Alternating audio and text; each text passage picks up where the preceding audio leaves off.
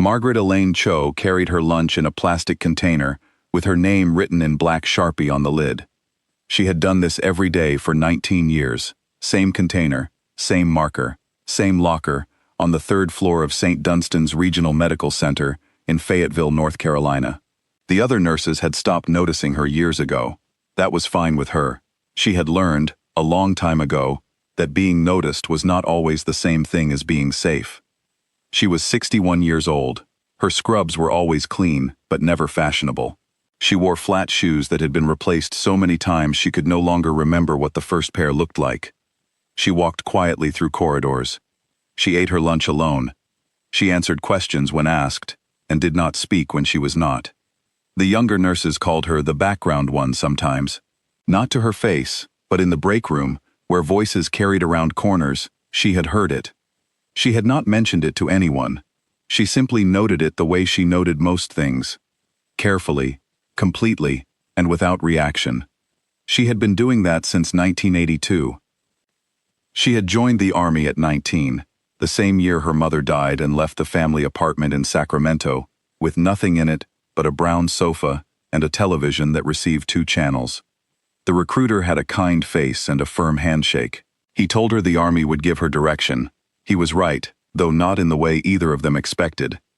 She trained as a combat medic. She was good at it, in the way that some people are good at things, without knowing yet that they are exceptional. She could work under pressure without her hands shaking. She could make a decision in 3 seconds, and not spend the next 3 hours second-guessing it. She could sit beside someone who was in tremendous pain, and make them feel, without saying very much, that they were not alone. These were not skills she had been taught. They were skills she had always had, and the Army simply gave them a shape. By 1990, she was a staff sergeant. By 1993, she was a sergeant major, which was not common, and even less common for a woman at that time, and she had done it by being so quietly excellent that no one could find a reason to look away. She served in places that did not appear on official itineraries. She worked alongside Special Forces units in operations that were listed in records under names that meant nothing and locations that were never specified.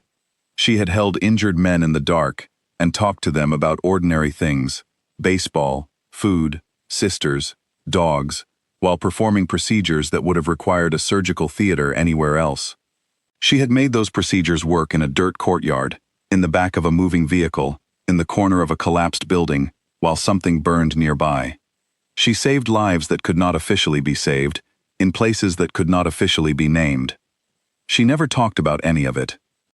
She left the Army in 2003, after 22 years, and moved to Fayetteville, because it was close to the installations where she had spent most of her career, and because leaving entirely felt like a cut she wasn't ready to make. She spent 2 years updating her nursing credentials, and then applied at St. Dunstan's for the lowest available position on the oncology floor. The hiring manager, a pleasant woman who had never served, reviewed her qualifications and said, "You're overqualified for this position." Margaret said, "I know, I'd still like it." She got it. For 19 years she did her job. She administered medication with perfect accuracy. She spotted errors before they became emergencies.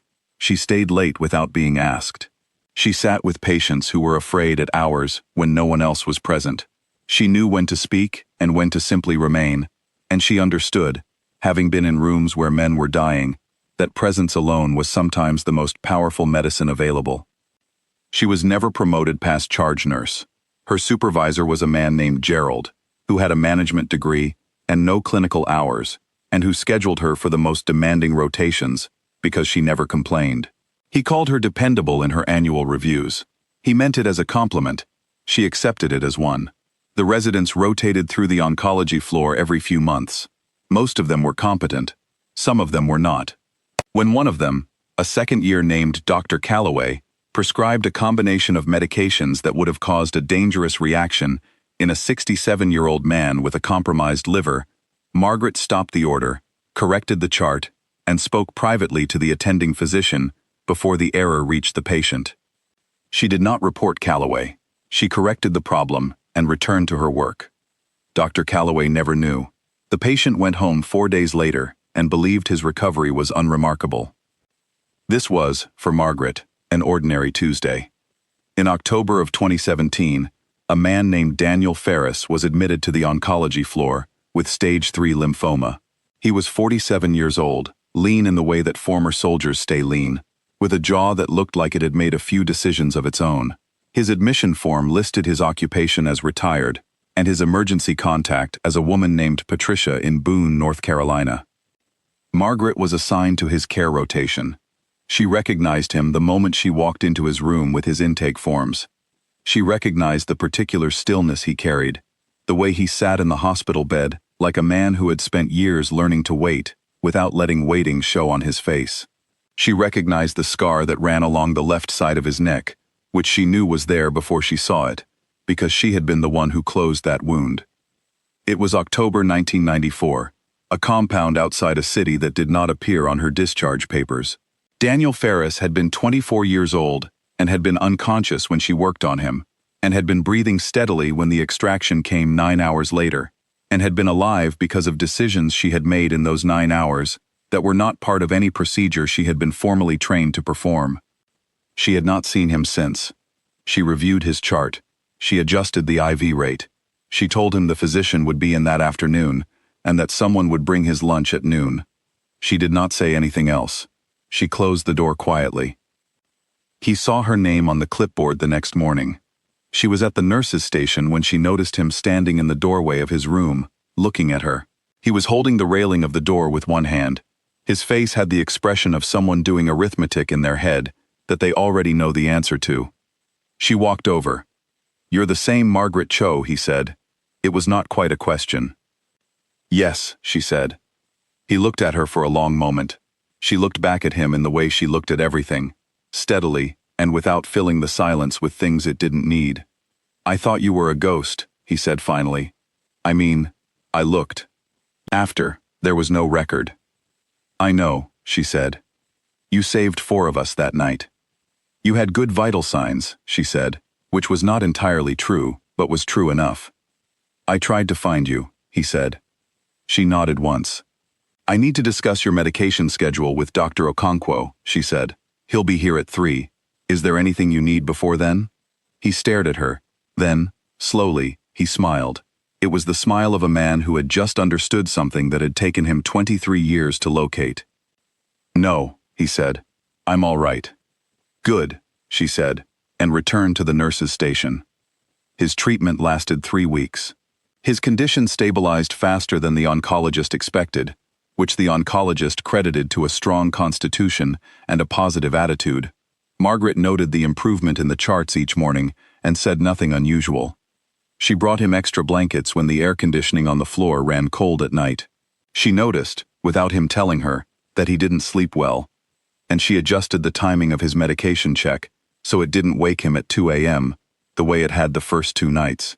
She recommended a dietary change to the attending that made the nausea from his treatment more manageable. She did these things for all of her patients. For him, she did them with the additional weight of knowing that he had once been 24 years old and had not known he was going to live until morning, and that she had known for the both of them. They did not have another direct conversation about 1994. He asked her once, quietly, if she ever thought about it. She thought about how to answer that honestly. "Sometimes," she said, "not the way you might think." He nodded, as if this made sense. She believed it did. The morning of his discharge arrived on a Thursday in November. The sky outside the hospital windows was the pale gray of early winter. Margaret arrived at the ward at 10 minutes to 7, as she always did. She was carrying her lunch container. She was wearing her flat shoes. She came around the corner toward the oncology corridor and stopped walking. There were 12 men standing in the hallway outside room 412. Some of them wore dress uniform, others wore civilian clothes. They ranged in age from late 30s to early 60s. They stood in a line along the hallway wall with the particular quality of stillness that she recognized from a life spent around men who had been trained to wait. One of them she recognized from Fort Bragg, though he had aged considerably. Another she thought she might have seen once in a photograph somewhere she could no longer place. Most she did not know. All of them knew her. When she appeared around the corner, they came to attention. And then, as one, they saluted. The hallway was completely quiet. The nurses at the far end of the corridor had stopped moving. Gerald, who had been walking toward her from the opposite direction with a scheduling binder, stopped mid-step. Two residents who had been talking in low voices near the elevator fell silent without entirely knowing why. Margaret stood still for 3 seconds. Then she set her lunch container down on the nurse's station counter beside her, straightened to her full height, and returned the salute with the precision of someone who had last worn a uniform 14 years ago and had not lost a single degree of it. She held it for a moment. She dropped it cleanly. She picked up her lunch container. "Good morning," she said to no one in particular, and walked to her locker. The photo that one of the junior nurses took from the doorway of the break room circulated for several days on social media. A local veterans group shared it. Then, a larger account. Then several news outlets ran short items about it, most of which described Margaret as a beloved nurse, and focused primarily on the fact that 12 Special Forces veterans had shown up in a hospital corridor, which was visually striking. Very few of the articles mentioned 1994. The operational details were still not available to anyone who asked. Margaret declined all interview requests. Gerald called the incident a very touching moment in the staff meeting the following week. He moved on to the quarterly scheduling update without pausing. Margaret's annual review that year listed her, again, as dependable. She retired in March of 2020. The hospital organized a lunch in the second-floor conference room. There was a sheet cake with her name written in blue frosting. Gerald gave a short speech in which he mentioned her 19 years of service and her dedication and her reliability, and she sat at the end of the long table and listened to it with the same even expression she brought to everything. The staff gave her a card signed by everyone on the floor and a gift certificate for a steakhouse on the edge of town. From the back of the conference room, a man stood and cleared his throat. Then another stood beside him. Then 10 more. 12 men. Some had driven from Raleigh, one from Charlotte, one, again, from Colorado. Daniel Ferris stood in the middle, looking significantly better than he had 3 years before, which was largely the point. They gave her something. It was not large. It came wrapped in a cloth that had meaning. She did not explain to anyone who asked later, because no one asked later, and she would not have explained it anyway. She held it for a moment. She placed it carefully in her bag. She thanked them. She did not cry. She did not make a speech. She said, quietly and clearly, that it had been her privilege, and she meant every word of it, with a depth that did not require amplification. She lives now in a small house on a quiet street in Fayetteville. She keeps a garden in the back that she tends early in the morning before the heat arrives. She reads in the evenings. She cooks from a collection of recipes she has been adding to since 1987. The object they gave her at the retirement lunch sits on the windowsill in her kitchen, in the light that comes through in the afternoon. She did not display it dramatically.